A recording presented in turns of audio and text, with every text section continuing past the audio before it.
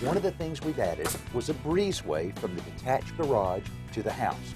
We've completed the steps for that last week, and now we need to cover the street side with lattice to give the backyard some privacy. The tricky part is figuring out how to trim out the lattice for a really finished look.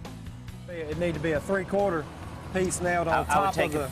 Take a piece of the cypress and rip you. But it really only needs to be on that side of it, right? No, I'd put it on both. Because if you just nail that like that, you're going to see all those.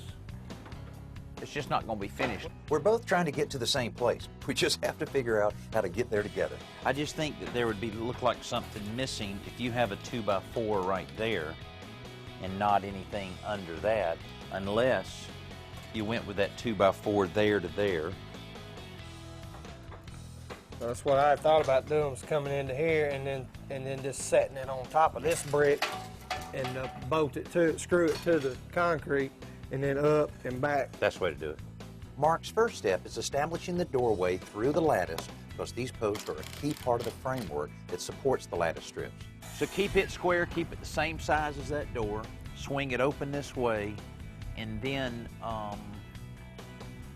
but just build that in such a way that if you were standing here and you didn't really concentrate, you wouldn't know there was a door there. So you want all those things, whatever, same way with that stuff, when you get it coming, all the way across. Those strips are the same cypress we've been using throughout the project, and the first pieces to go up are the horizontal ones. The upside of constructing a lattice screen this way is that the lines are consistent without the seams you would have if you used 4-foot by 8-foot panels. The downside is the time it takes to keep the spacing perfect and staple all of these pieces.